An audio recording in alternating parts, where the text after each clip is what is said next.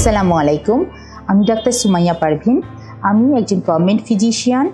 আমি চর্ম যৌন রোগ বিশেষজ্ঞ হিসেবে কর্মরত আছি এবং চেম্বার করছি এলায়েন্স হসপিটাল, ঢাকার শ্যামলীতে। আজ আমরা কথা বলবো আমাদের অতি পরিচিত একটা চর্মরোগ দাউদ নিয়ে।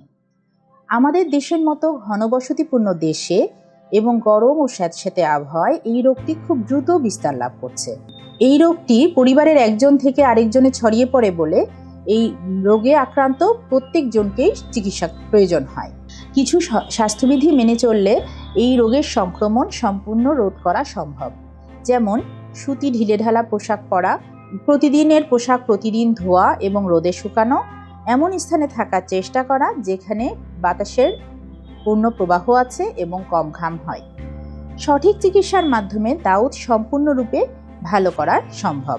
আমাদের কাছে প্রায়শই রোগীরা আসে কিছু ক্ষতিকর মলম ব্যবহার করে, যেগুলো দাউদের চিকিৎসাকে জটিল এবং দীর্ঘতর করে।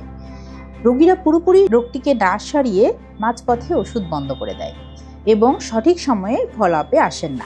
অসমাপ্ত ডোজ এবং বিভিন্ন অ্যান্টিফাঙ্গালের যথেচ্ছ ব্যবহারের কারণে রোগটির বিরুদ্ধে রেজিস্ট্যান্ট তৈরি হচ্ছে। এই জন্য দাউদ দেখা দিলে নিজেরা ওষুধ ব্যবহার না করে চর্মরোগ বিশেষজ্ঞের শরণাপন্ন হন।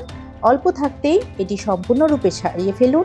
আরও স্বাস্থ্য ভিডিও পেতে এলায়েন্স হেলথ টক ইউটিউব চ্যানেলটি সাবস্ক্রাইব করুন।